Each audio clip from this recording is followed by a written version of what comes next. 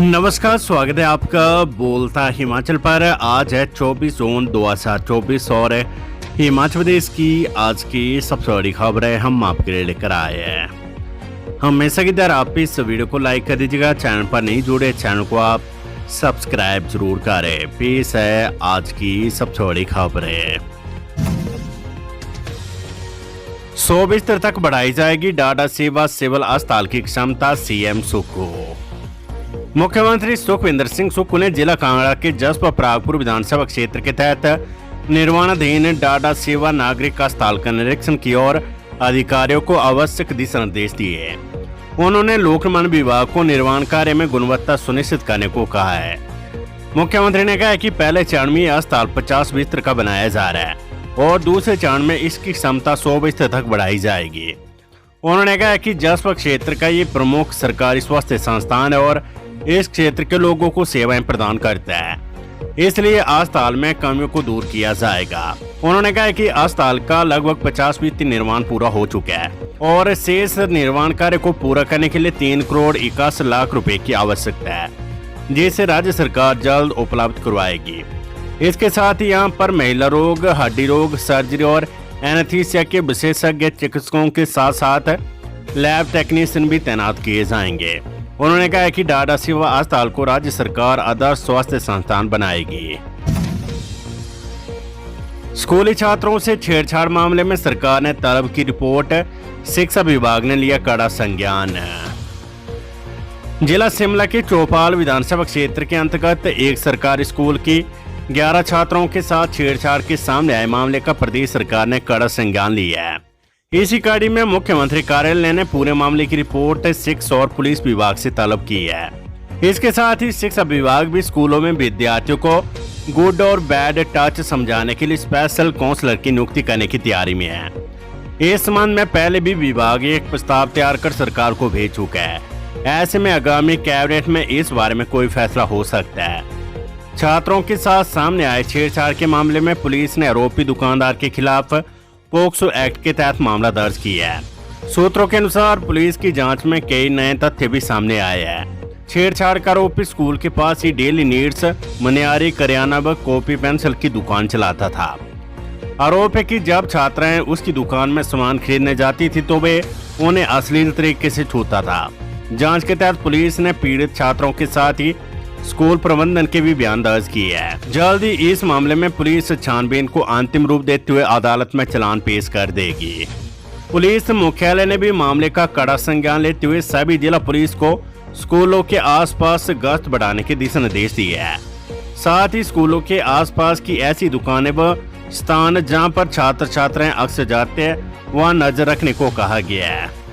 शिक्षा मंत्री रोहित ठाकुर ने कहा कि स्कूली छात्रों के साथ सामने आए छेड़छाड़ के मामले का कड़ा संज्ञान लिया गया है। साथ ही सभी स्कूलों को नए सिरे से एडवाइजरी भी जारी की गई है।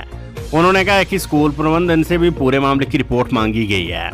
इसी तरह पुलिस जांच भी जारी है।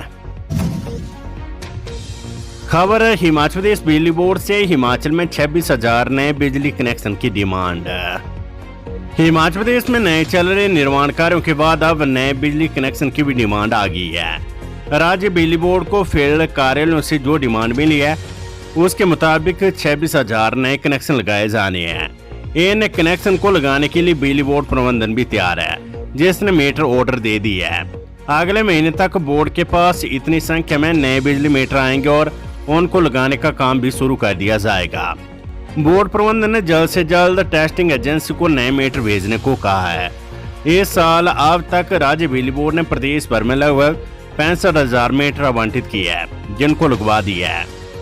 पिछले साल मीटरों की भारी कमी प्रदेश में आ रही थी, जो एक बड़ा मुद्दा बन गया था। विश्वविद्यालय को दिए सख्त निर्देश, विद्यार्थियों को तय समय सीमा पर नहीं मिली डिग्री तो यूजीसी करेगा कार्यवाही। उच्च शिक्षण संस्थानों से शिक्षा ग्रहण करने वाले विद्यार्थियों को तय समय सीमा में डिग्री प्रदान करनी होगी। डिग्री प्रदान करने पर यूजीसी के नियमों की अनुपालना न करने पर संबंधित विश्वविद्यालय संस्थानों के खिलाफ कार्यवाही अमल में लाई जाएगी। विश्वविद्यालय अनुदान आयोग यूजीसी ने इसे लेकर सभी उच्च शिक्षण संस्थानों को नियमों की अनुपालना सख्ती से करने के निर्देश दिए हैं। इसके तहत शिक्षण संस्थानों को परिणाम घोषित होने के बाद 180 दिनों में उत्तीर्ण हुए विद्यार्थियों को डिग्री जारी करनी होगी। इसे लेकर यूजीसी ने एक बार फिर से पब्लिक नोटिस जारी की है। खबर सिरमौर से कथित पशु कुर्बानी मामले का आरोपी चढ़ा पुलिस के हाथे। उत्तर प्रदेश के शामली जिला के जलालाबाद से कथित पशु की कुर्बानी की आपत्तिजनक तस्वीरें व्हाट्सएप पर अपलोड करने के आरोपी जावेद को शनिवार देर रात शामली पुलिस ने गिरफ्तार कर लिया है। आरोपी जावेद पिछले काफी समय से सिरमौर जिले के मुख्यालय नान के छोटा चौक बाजार में कपड़े की दुकान किया करता था, जिसने अपने पैतृक गांव से इस तस्वीर को अपलोड किया और इस मामले को लेकर हिंदू संगठनों ने नान में भी जमकर बवाल मचाया। आरोपी जलालाबाद का रहने वाला है। शामली जिला पुलिस ने भी आरोपी के खिलाफ सांप्रदायिक सौहार्द बिगाड़ने और धार्मिक भावनाओं को ठेस पहुंचाने का मामला दर्ज किया था। वहीं पुलिस थाना सदर नाहन में भी आरोपी के खिलाफ आईपीसी की धारा 295 के तहत कार्रवाई अमल में लाई गई है। सीपीएस नियुक्ति मामले पर बयानबाजी को लेकर सीएम सुख ने जयराम को घेरा। मुख्यमंत्री सुखविंदर सिंह सुख ने कहा कि सीपीएस की नियुक्ति का मामला प्रदेश उच्च न्यायालय में विचाराधीन है। कोर्ट ने इस केस का फैसला अपने पास सुरक्षित रखा हुआ है, जबकि नेता प्रतिपक्ष जयराम ठाकुर लगातार बयानबाजी कर रहे हैं कि सीपीएस हट रहे हैं। उन्होंने कहा कि ये सीधे तौर पर कोर्ट की अवमानना है, जिस पर संज्ञान लिया जाना चाहिए। मुख्यमंत्री सुख को रविवार को शिमला में मीडिया से अनौपचारिक बातचीत कर रहे थे। देखिए, भारतीय जनता पार्टी के 9 विधायकों ने जब बजट सत्र था उस समय उन्होंने जो हमारे अध्यक्ष महोदय उसकी सीट की अवमानना की थी और पेपर फाड़े थे। ये भी हिमाचल के इतिहास में पहली बार हुआ कि विधानसभा की एक गरिमा होती है, उस गरिमा को ठेस पहुंचाई है। माननीय अध्यक्ष महोदय ने इनको नोटिस दिया था, उसका उन्होंने जवाब दिया है और निश्चित तौर पर जो जयराम ठाकुर जी कह रहे हैं उन्हें ये बताना चाहिए कि कोर्ट के जो 6 सीपीएस के मामले हैं उसके बारे में उनको क्या ज्ञान है, वो क्यों कोर्ट पर टिप्पणी कर रहे हैं। मैटर सब जुडिस है, वो कह रहे कि 6 जो सीपीएस है उनको हटा देगी कोर्ट, तो कोर्ट के फैसले को भी जयराम साबित करने की कोशिश कर रहे हैं अपने बयानों के द्वारा। ये गलत बात है, कोर्ट की अवमानना का मामला है और कोर्ट को इसका संज्ञान लेना चाहिए कि जयराम ठाकुर जी को कैसे पता कि सीपीएस का जो फैसला रिजर्व है जो आने वाला है उसमें सीपीएस जो कानून के आधार पर बने हैं हट रहे कि नहीं हट रहे, वो तो कोर्ट ने फैसला करना है। वो कह रहे कि हट रहे। उसी तरह स्पीकर के जो 9 विधायकों का फैसला है वो सुरक्षित रखा है। कांग्रेस पार्टी क्या उनको निष्कासित करने की मांग करती है? नहीं, कांग्रेस पार्टी ने लिख के दिया, ये अध्यक्ष का है। मैं उस जिस तरह मैं कोर्ट के मामले में नहीं बोल सकता उस तरह अध्यक्ष का भी एक कोर्ट होता, उस मामले में भी मैं बोल नहीं सकता। कार्टन पर जीएसटी कम होने से सेब के कार्टन के रेट में 4 से 6 रुपए तक कमी आएगी। इससे बागवानों को राहत मिलेगी तथा सेब उत्पादन की लागत में भी कटौती होगी।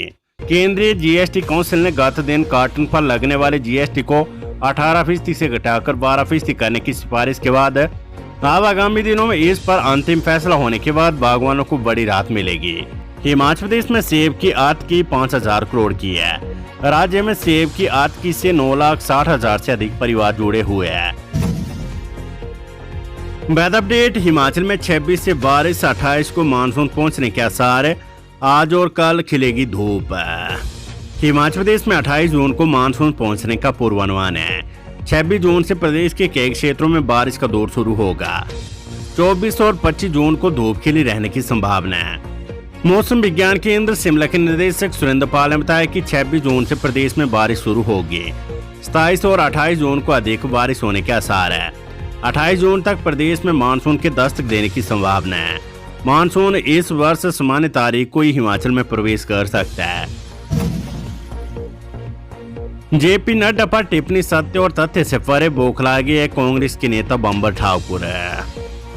भाजपा के राज्यसभा सांसद हर्ष महाजन ने कहा कि कांग्रेस नेता बंबर ठाकुर बौखला गए हैं। पुलिस प्रशासन और जनता जान गई कि वे बिलासपुर गोलीकांड के मास्टरमाइंड है और उनका बेटा इस कांड में पूरी तरह से शामिल है।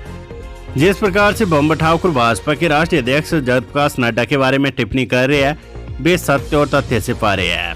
महाजन ने रविवार को कहा कि बंबर नड्डा की छवि खराब करने का प्रयास कर रहे हैं। महाजन ने कहा कि बिलासपुर एसपी ने अपने शब्दों में बताया कि पूर्व विधायक बंबर ठाकुर के बेटे ने उच्च न्यायालय में जमानत के लिए अर्जी लगाई थी, लेकिन याचिका रद्द हो गई है। पुलिस का मानना है कि पूर्व विधायक बंबर ठाकुर का बेटा पुरंजन गोलीकांड का मुख्य आरोपी है। पुलिस गिरफ्तारी के लिए आरोपी की तलाश कर रही है। तानाशाही पर उतराई सरकार, भाजपा नेताओं को किया जा रहा है टारगेट, जयराम ठाकुर है। नेता प्रतिपक्ष जयराम ठाकुर ने कहा है कि सरकार पूरी तरह से तानाशाही पर उतर आई है। भारतीय जनता पार्टी के नेताओं को टारगेट किया जा रहा है। मुख्यमंत्री प्रदेश के लोगों द्वारा कांग्रेस को पूरी तरह से नकार देने के कारण हताशा में है, इसलिए वे इधर उधर की बातें कर रहे हैं। ये सरकार पूरी तरह से नाकाम हो गई है, लोगों का सिर्फ परेशान करने के अलावा कोई काम नहीं कर रही है। आज प्रदेश में हर व्यक्ति सरकार से निराश है। रोजगार से लेकर विकास के मामले में ये सरकार पिछली सरकार के कामों को एक कदम भी आगे नहीं बढ़ा पाई है। एक भी युवा को रोजगार नहीं दे पाई है। ये सरकार सिर्फ अपने मित्रों के लिए काम कर रही है, उन्हीं का भला करने में व्यस्त है। ये सरकार सिर्फ मित्रों के लिए समर्पित सरकार है, जिसका आम आदमी के हितों से कोई लेना देना नहीं है। इस बार के उपचुनाव में भी प्रदेश के लोग इस सरकार को सबक सिखाने के लिए तैयार बैठे हैं। तो ये थी हिमाचल प्रदेश की आज की सबसे बड़ी खबरें। हमेशा की तरह आप इस वीडियो को लाइक कर दीजिएगा और हमारे चैनल बोलता हिमाचल को आप सब्सक्राइब जरूर करें। नमस्कार, जय हिंद, जय भारत।